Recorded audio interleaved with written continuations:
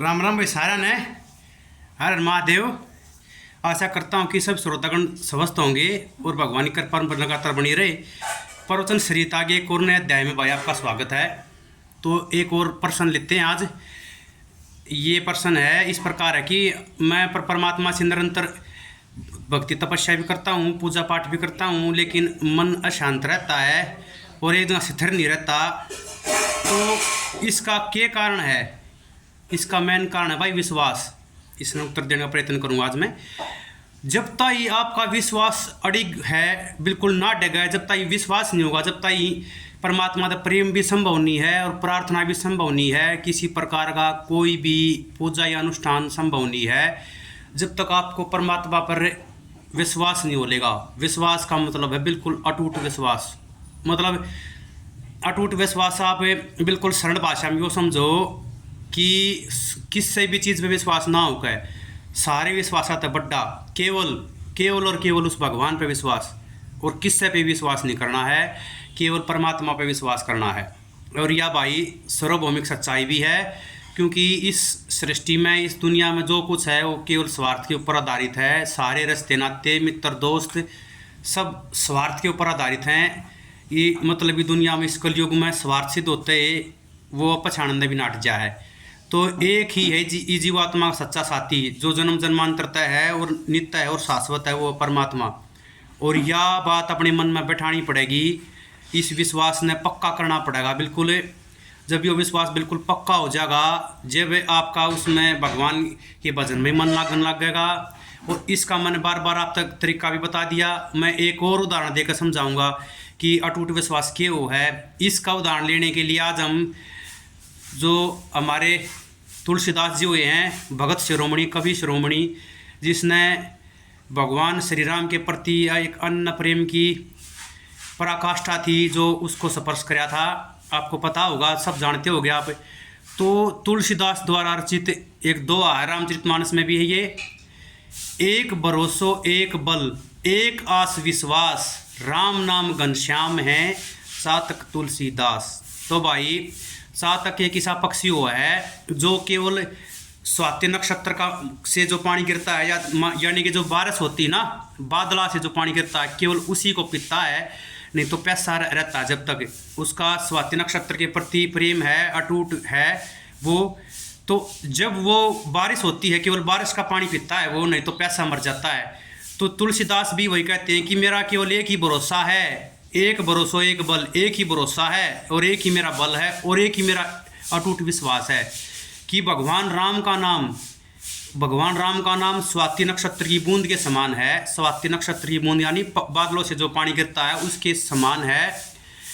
और चातक तुलसीदास, और स्वयं को तुलसीदास ने चातक के रूप में रखा है कि जिस प्रकार चातक पक्षी, जिसको पपिया भी बोलते हैं हरियाणवी अपनी देसी भाषा में, वो केवल स्वाति नक्षत्र की बूंद से जो पानी बरसता है उसी का पान करता है। उसी प्रकार ये तुलसीदास इस तुलसीदास का मन केवल एक ही भरोसे पर टिका है और एक ही विश्वास पर टिका हुआ है कि भगवान राम के सिवा मेरा कोई भी नहीं है और भगवान राम में ही मेरा अटूट विश्वास है। और जब तक मेरी ये श्वास चलेगी, मेरे अंतःकरण में और मेरे मन में, मेरी रोम रोम में राम के सिवा और कुछ भी नहीं होगा। मेरी रोम रोम से राम निकलेगा, मेरे मन में कि हर ध्वनि, हर सांस के साथ राम का नाम स्मरण होगा, केवल राम। तो ये है अटूट विश्वास।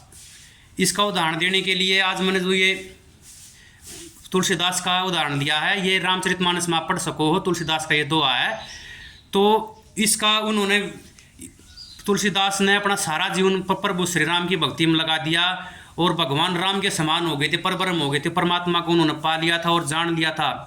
क्योंकि उन्होंने सबसे पहले सब जगह से अपना ध्यान हटाकर, अपना मन उठाकर केवल भगवान राम में लगा दिया था, अटूट विश्वास कराया था। इस बात को और सरल भाषा में समझाने के लिए मैं एक और दो स्वामी तुलसीदास द्वारा रचित ही है, ये भी रामचरितमानस में ही है। तो ये नहीं कि भगवान राम का नाम केवल आध्यात्मिक उन्नति करेगा, ये आपको चारों तरफ से संपन्न बनाएगा। आपकी आध्यात्मिक उन्नति भी, आर्थिक उन्नति भी, सामाजिक उन्नति भी, उस मतलब जितने प्रकार की आप उन्नति आप सुनते हैं या आपने पढ़ा है, वो केवल परमात्मा के नाम से ही संभव है। तो उसको समझने के लिए मैं एक और दुआ लेता हूँ। राम नाम मणि दीप ध्रुव जे ही देही द्वार, तुलसी भीतर भाई रो जो चाहती उजियार। तो तुलसीदास जी इस दोहे के द्वारा क्या कहना चाहते हैं? वो ये कहते हैं कि राम नाम मणि दीप ध्रुव, राम का नाम एक ऐसे मणि या दीपक के समान है। जिस प्रकार घर की दहलीज पर होती है जो चौखट हो है, उसके ऊपर पहले एक काठ का ढेर होया करता, देखा होगा आपने, पुराना घर होगा किसी का भी। तो उसके ऊपर अगर उस दीपक को जलाकर रख दिया जाए तो वो घर के बाहर भी प्रकाश फैला देता है और घर के अंदर भी प्रकाश फैला देता है।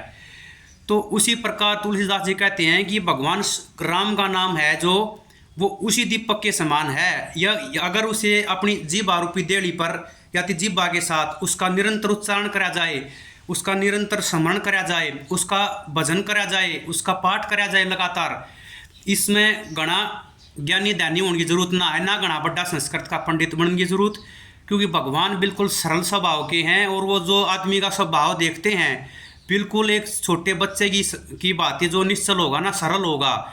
यूँ ना भगवान संस्कृत हो हिंदी ना आती हो तो आपके मन के भाव देखेगा, आपका मन का भाव किसी है, वो सभी बात से आता है और सब हर एक चीज़ तय प्रसन्न हो जाएंगे, लेकिन आपके मन का भाव महत्वपूर्ण है।